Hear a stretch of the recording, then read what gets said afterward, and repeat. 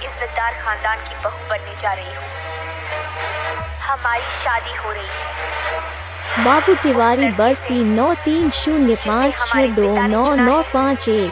हमने चुना है। बाबू तिवारी, देहरा बाजार, देहरा बाजार।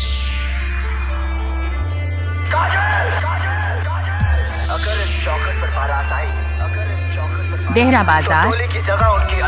बाबू तिवारी, बाबू तिवारी।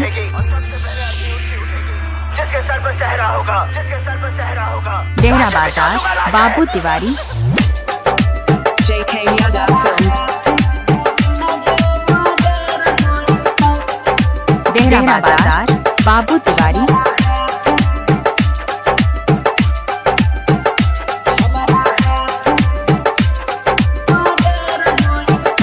तोरा दुआरा पजहिया बारात आईता हथियार छोड़े हैं। कहै छियौ जै दिन दुआरा पर बारात आईता गई हमारा हाथे से, हमारा हाथे दू तीन गो मर्डर होईता।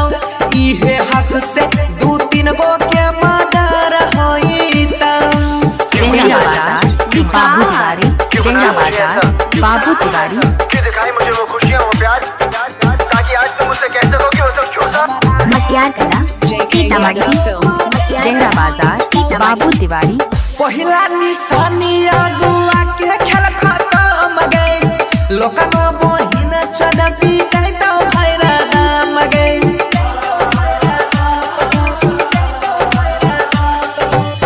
पहिला निशानी अगुआ के खेल खत्म गई।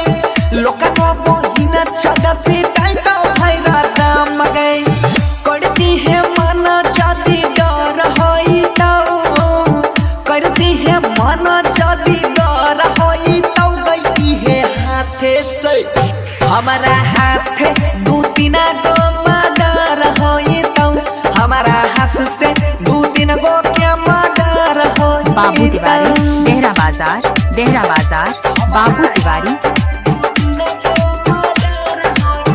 JK Yadav Films.